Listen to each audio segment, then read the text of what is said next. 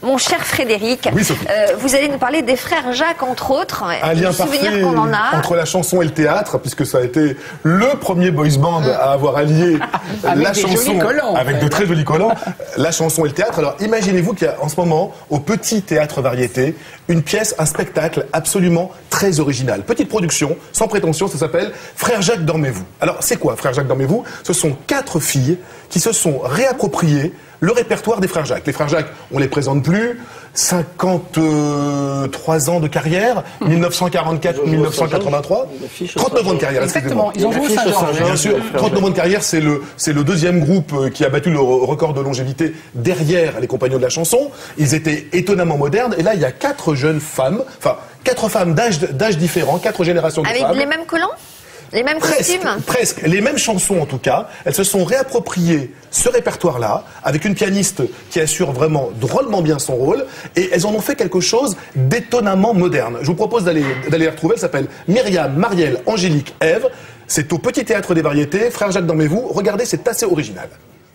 La confiture, ça dégouline, ça coule sur les mains. En 1944, ils ont été le premier boys band de la chanson française. Un bon demi-siècle plus tard, Frères Jacques, dormez-vous, ou comment 4 frangines ont décidé d'enfiler les collants de leurs illustres aînés. C'est pas tout à fait les collants qu'on a choisis. On s'est approprié leur univers et leur tenue également. On a repris effectivement les 4 couleurs, on a repris les gants parce que c'était totalement impensable de faire autrement. Mais on n'a pas tout à fait les collants. Non, je dirais pas qu'on est un girls band, je dirais plutôt qu'on est 4 comédiennes chanteuses différentes, avec des tessitures de voix différentes, avec des corps différents. C'est beau, la photographie, aujourd'hui, l'amour va passer. Ça a été les premiers en fait à allier le chant, le théâtre, bon la danse un peu moins, mais en tout cas de mêler plusieurs disciplines autour d'une chanson, à les mettre en scène, à les mettre, oui c'est comme c'est l'ancêtre des clips peut-être. Ben, il suffit d'écouter vraiment les textes, les mots, et on se rend compte que ça résonne complètement aujourd'hui. L'oseille, la banque, la planque, la paye, l'oseille. Certains textes comme le fric notamment, avec tout ce qui se passe aujourd'hui, c'est vrai que dès qu'on commence le texte, on a des réactions dans la salle.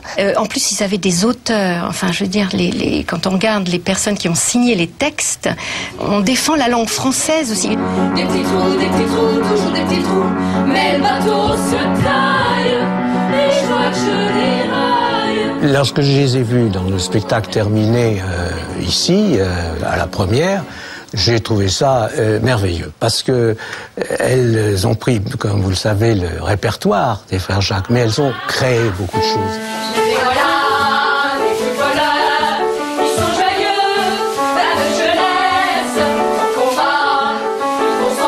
C'est nostalgique pour moi parce qu'effectivement je fais partie de la lignée des frères Jacques, ça me touche énormément.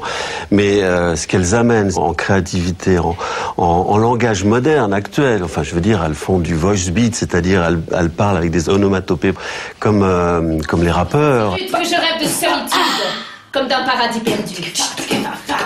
Dieu, qui voulait la vie si belle, allez voir un peu à Sarcelles. Et ça c'est formidable, c'est vraiment contemporain. Parce que c'est beau, la photographie, bougeons plus, l'amour va passer.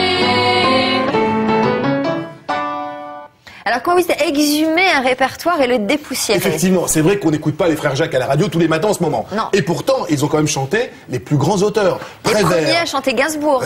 On l'a vu avec le poinçonneur des Lilas. Ils ont chanté Prévert, ils ont chanté Queneau, ils ont chanté, mais vraiment les plus grands. Et là, ce qui est très intéressant, c'est 4 femmes qui se glissent dans les collants de 4 mecs et qui en font quelque chose d'étonnamment moderne. Il y a une chanson qui s'appelle Le Fric.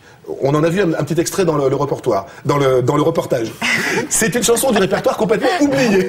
Et bien cette chanson, on a vraiment l'impression pour une fois que c'est pas moi qui m'a fait, excuse-moi, j'ai le droit de me marrer. Pour une fois c'est pas moi. Je disais juste que cette chanson Le Fric, qui est une chanson complètement oubliée du répertoire des frères Jacques. C'est pas Le Fric, c'est chic. Non, c'est Le Fric des frères Jacques.